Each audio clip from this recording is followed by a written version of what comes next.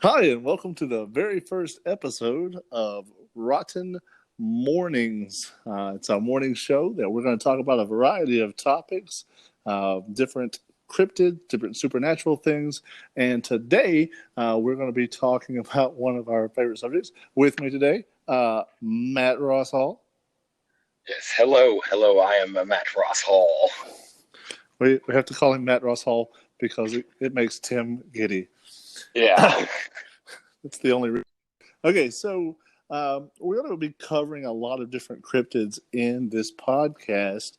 And one of them that we're not going to be covering is mummies, which is like kind of a Halloween staple, right? yeah. This episode is why we won't be making an episode about mummies. Yes, so the whole episode is specifically why we will not be making the whole episode about mummies. Correct. Yeah. Because we have a bit of a problem with mummies because fundamentally, mummy is just a zombie. What's the difference?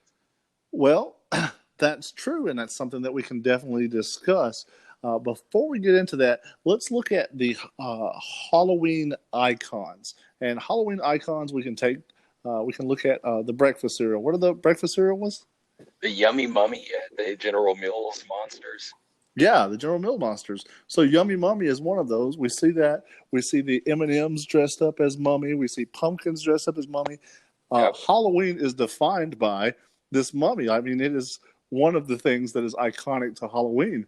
But you remember back in the day when McDonald's had the chicken nugget buckets. One of them was a mummy as well. They've always had like a mummy character, especially McDonald's, has always used the mummy iconography. Yeah, and I don't know if they're doing that because it's the safe one or it's the less scary one. Maybe so. So, what were the other General Mills cereals? Well, you had the Dracula one, which was the chocolate version, which was Count Chocula. You had Frankenberry, which was more of the kind of berrier cereal, sort of a fruity pebbles with marshmallows. You had one of my favorite, Boo Berry, but the thing about Boo Berry is it has a lot of yellow number 5, and it will change colors of certain processes in your internal system. And of course, you had Yummy Mummy, which was discontinued and has on the shelf, as well as the Berry Brute, which was the werewolf berry. Yeah, that's the rare one, right? Super rare. Yeah, that one's a little bit harder to find. So we look at those things and we see the brute. That's a werewolf. Werewolves are a cryptid. Vampires. Oh, excuse me. It was Fruit Brute. I messed that name up. Fruit Brute. Okay, well, luckily we've got a really good editor who will edit out your mistakes. Yeah, no, we don't have to edit those out. They're good. Good. We don't have a good editor, so no, we don't. I just kind of. It's all bullshit. Yes, all made up. So we have the vampire. We have the werewolf. These are cryptids. We have the ghost. Definitely ghost. Paranormal experiences. That's a cryptid. So the only one that's kind of there's not a story about mummies. And you contend that mummies is just a zombie story, right? Yeah, I mean technically, because like you say, you got Dracula, which is iconography. You've got Frankenstein, which is iconography. You've got the Wolfman, which is iconography. You've got the ghost, which is iconography for all kinds of stuff. But then you come to the mummy, and it's like, tell me what that represents. Are you saying that you're just like into Universal monsters and you really like the Mummy movie? Because like it was just a flash in the pan, really. It really was. I think it wasn't until Sir Brendan Fraser came out with his excellent adventure flick. You mean the one you were talking about you couldn't find in the Walmart bin, so you were freaking out about? Yep. That would be the one. That would be the one. I think maybe when we're looking at ghouls and ghosts and that sort of thing to dress up as for Halloween, I think The Mummy was the easiest one, so maybe it was based on kind of budgetary things. Yeah, they were like all the people can still afford toilet paper. Well, I mean, this Halloween, God knows, Mummy might be complicated. It's been a toilet paper fiasco. Somebody's gonna kidnap your kid just because they're wrapped in toilet paper. Don't get the wrong idea. It's not about the kid. It's about the toilet paper. What a terrible, terrible but accurate image. Yeah, Uh, like that's what I contend in court too. It wasn't about the kid. It was about the toilet paper. it's all the toilet paper. I think the vampires were easy because we, for some reason, put them in a cape, gave them some teeth, and you, sir, are a vampire. Yeah, and my mom was always big about the V haircut, so she'd like kind of do a little black V on her head there to really show off the balding of Dracula. Was that balding, or was that just how Bela Lugosi's hair was? Well, I mean, either way, I mean, Bela Lugosi's hair was definitely like that because of balding. Let's be honest. I think that's a widow's peak, and I think that's a natural hair thing. I don't think that there's such thing as a. I mean, nevertheless, suffice it to say, the choice of hair really does not make the monster. Like no other monster has a hairstyle for it, does it? But we're getting off topic here. Let's get back to mummies. Let's get back to mummies who do not have a hairstyle. At all. Their hairstyle is just, I have some trash in my hair. So, look, this is my contention on the mummy thing.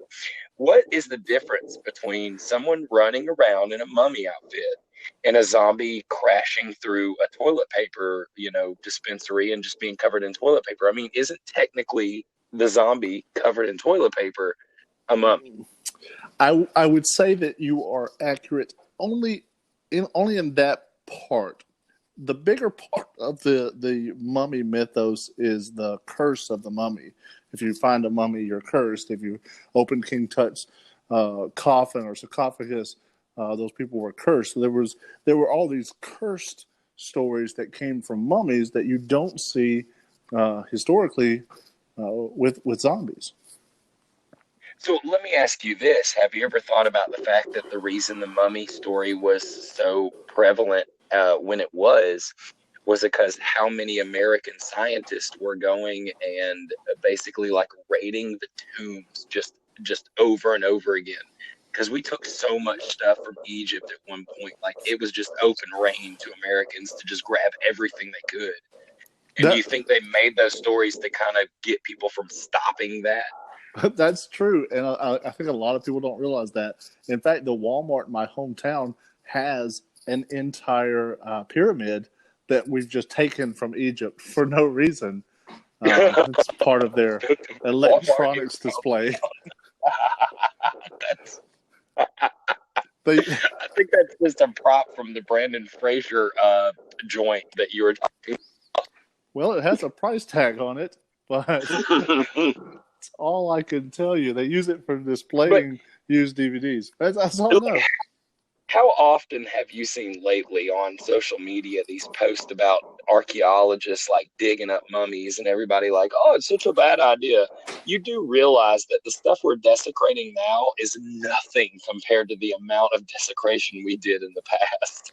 Well, not only is that true, but most of those social media posts are 10 or 15 years old. Yeah, that's true. That's true. We just discovered this mummy in Mexico and we're going to open it. Okay, cool news story from 15 years ago. Yeah, thanks for that update. Oh no, 2020 is horrible. It's so horrible. Facebook is reminding us about stories from 5 years ago. I think it's just tragic when Facebook somehow becomes viral for a article posted on AOL. Yeah. It's really kind or of email for that matter. Oh my gosh, it's kind of discouraging to think that we're going back that far to dig up the dirt and to dig up the whatever. Anyway, guys, we're going to kind of wrap this up. We're going to be talking more in depth about more actual, or what we consider actual supernatural entities and supernatural occurrences in the before podcast. listen, before you wrap it up, let me be very clear on this. You notice how we can't stay on topic of mummies, right? Like, that's why we cannot do a podcast on mummies. It's just not there. Well, yeah, there's not the information there. A minute about mummies. It's not possible. Yeah, we can't talk. I don't even know if we have one sentence to say in a podcast about mummies. Yeah, right? We couldn't literally go on for at least 11 minutes about mummies. Oh, that would be ridiculous, right? Yeah, that would be stupid. People that would listen to somebody babble on partially about mummies for 11 minutes really has a lot of time on there. Yeah, and we just to kind of recap what we've discussed here, we discussed breakfast cereal, which Yes. a topic we could muse on for days. We discussed a Brendan Fraser film, which he's had a lot of. A lot. Yeah. A lot of great hits. Let's Yeah. not forget Monkey Bone. Oh, I did forget Monkey Bone. I only was referencing Encino Man. No. But for the time. If we want to go all Biodome here, For the time. you know what? That's true. But Pauly Shore. Yeah, Pauly Shore was still for the time. We still haven't figured that one out. So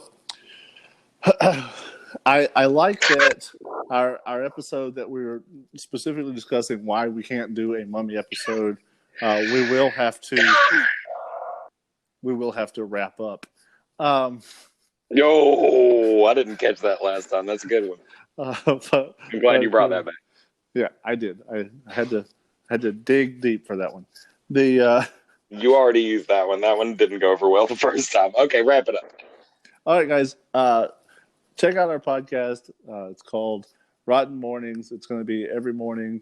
We'll be discussing supernatural things, and we'll also be doing a recap of the broadcasting for the day.